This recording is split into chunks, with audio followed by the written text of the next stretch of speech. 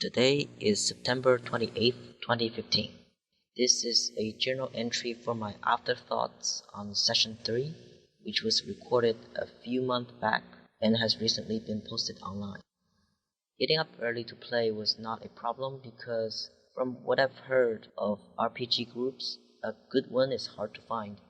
By good, I mean all members are devoted to the campaign, respectful of each other, and able to collaborate despite complex motivations. Speaking of complex motivations, I had a very hard time playing my character in this and the next session in a way that both satisfied my own desires and that of the rest of the group.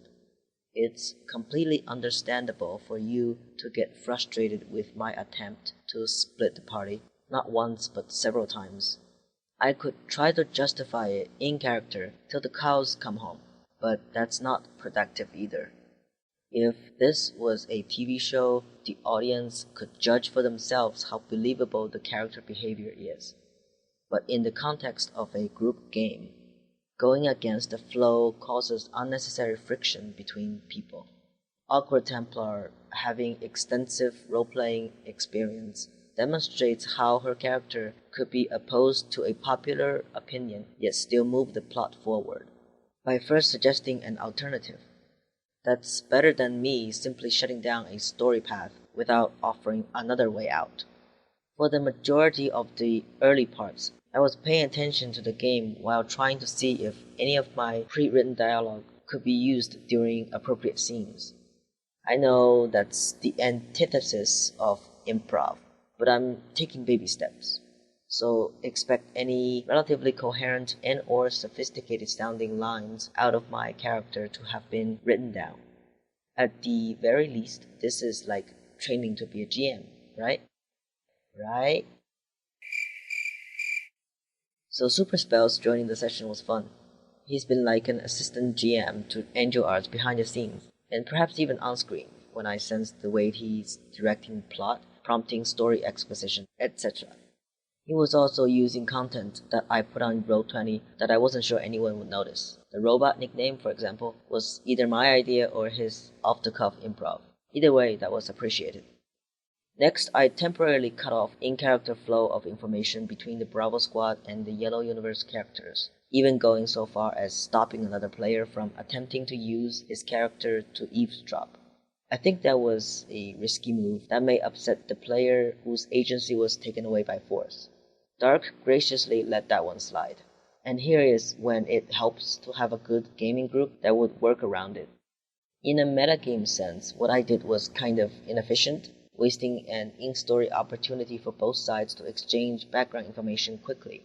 In a semi-realism sense, I thought it's more efficient to have Tibbs and Rain have their conversation while the Bravos have their own, because Rain wasn't listening to Aya anyway, and time was ticking.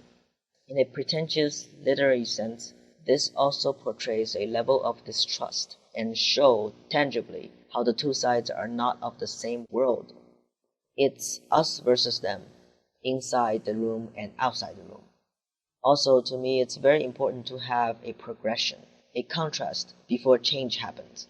I think I ranted about this in earlier journal entries, about lack of character progression leading to weird character interactions. So here I was sort of testing the water to see how much narrative control I, as the player, could grab on for a while.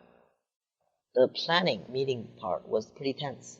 To my highly sensitive nerves, there might be some feeling transference between characters and players during those scenes. We were snippy at each other, and having watched J.P. McDaniel's roleplay series, I know even the most laid-back guys might go too far and cause someone else to shut them down verbally. Afterwards, they may explain to highly sensitive viewers that the hostility was short-lived, and that they could move on once they voiced the frustrations, be it in the form of cursing, eye-rolling, or sarcasm. It's an important aspect of social interaction. A good gaming group can stay together despite butting heads, because those involved try to assume the best of intentions from the others. If I'm really uncertain, I'll try to ask the players later if the tension has resolved itself or not. The private talk between Darren and Tibbs shows the best outcome of when a player declines a hinted narrative path in favor of character authenticity. This is what I want to achieve for my character as well, through her consistent remoteness and a pinch of stubbornness. But I always worry that it comes off as me being an uncooperative player. It's a tightrope to walk. For the next game hour, a bunch of plot happened. I tried to combine my pre-planning, spur-of-the-moment ideas and also suggestions from the group during the rescue mission. My dialogues that came out without too much pause were probably scripted, as I mentioned before. Everyone tried to pitch in ideas and interject when there was a lull in the story. Angel Arts gave the players a few quick passes without asking for roles, and provided information before we asked for them. There was some tension between characters and our players here as well. When out of game, we disagreed on certain assumptions and logistics, things like that. We still don't agree to this day, but we try to look past that as the story continues. When the choose one to save scenario came up, I think we all implicitly understood its purpose in the context of an RPG. It was even hinted that we should only save one. The characters argued, and I attempted to somewhat bypass their arguments and aim for a third option, which was to save both of them. From a metagaming perspective, I thought it might ruin the game master's carefully laid out plans for involving the main group. And so at the last minute, I ignored my fellow players' suggestions for a certain action and went for a riskier method. The in-character reason was that Crystal was determined to maintain the rules till the end of the mission. It was part of the deal with Tibbs, and she had to fulfill it. She was not debriefed on who Octavius was ahead of time and felt it was outside the mission objective. She could understand Lun's desire to rescue people and animals, as he did with the biotic hijack. But Rain suddenly saying he was important and even tried to go get him by herself made Crystal very suspicious. And without knowing who Sepia was, Crystal was reluctant to endanger this person by merely bringing up the name in a place where anything she says could be recorded. I also wondered about how Octavius would confront his enemy once he's unbound.